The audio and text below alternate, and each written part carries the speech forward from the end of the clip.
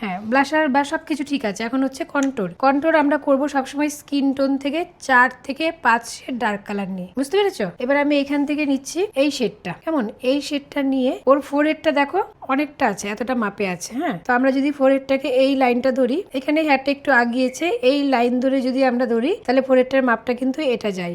Extra কিছুটা আছে না, সেই এক্সট্রাটা আমাদের কি করতে হবে? কন্ট্রোল করতে হবে। কন্ট্রোল করে কন্ট্রোলিং এর মাধ্যমে ওটাকে আমরা একটু ব্যালেন্স করে দেবো, কেমন? বুঝতে পেরেছো? এতে কি হবে? ফোরহেডটা অনেকটা ছোট দেখাবে এবং ফেসটাও প্রপার লাগবে দেখতে, বুঝতে পেরেছো? তো এটা ব্লেন্ড করবা কোন দিকে? ব্লেন্ড করবা এই দিকে, হেয়ারের দিকে, সামনের দিকে আসবে না। আর যেহেতু এটা বড় ফোরহেড, তার জন্য তুমি এখানে যে হাইলাইটিংটা করবে সেই হাইলাইটিংটা অতিরিক্ত স্পেস নিয়ে করবে না। বড় ফোরহেড হলে টিজন হাইলাইটিং হবে স্মল এরিয়া জুড়ে, আর স্মল ফোরহেড হলে টিজন হাইলাইটিং হবে একটু বেশি এরিয়া জুড়ে। মানে তোমাকে সবসময় বড়টাকে ছোট করতে হবে, ছোটটাকে একটু বড় করে এভাবে ফেসটাকে ব্যালেন্স করতে হবে। এখন আছে নোজ। নোজ কন্ট্রোলিং এর মাপ হচ্ছে এই যে এটা হচ্ছে নোজ ব্রিজ, এবং এই জায়গাটা, এই পার্ট ধরে তুমি যদি করো একদম ঠিক এই আইব্রোর এই জায়গাটাকে, একদম আইব্রোর এইখান থেকে ধরে এইভাবে যদি আনো, আর এই সামনেটা হবে ভি। সামনেটা কি হবে? ভি। বোঝা গেল?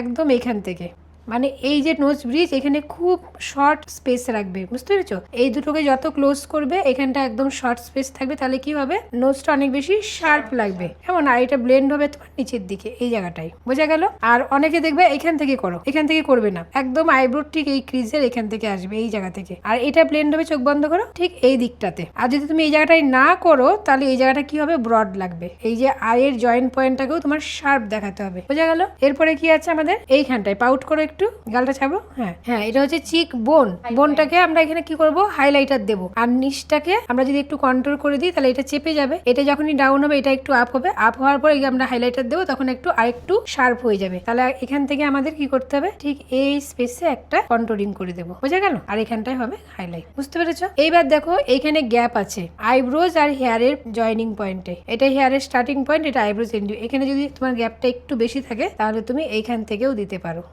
বুঝে গেল? বুঝতে পেরেছো কন্ট্রোলটা? তাহলে কি হবে? এই যে গ্যাপটা যদি বেশি থাকে সেটাকেও ব্যালেন্স হবে, প্লাস এই জায়গাটা চেপে যাবে, চিক বোনটা হাই হবে, প্লাস ফোরহেডটাকেও ন্যারো দেখানো যাবে, নোজটাকে শার্প হবে। এতে কি হবে? অল ওভার ফেসটার ফিচার্সটা অনেক বেশি শার্প লাগবে, দেখতে সুন্দর লাগবে। কেমন? করো।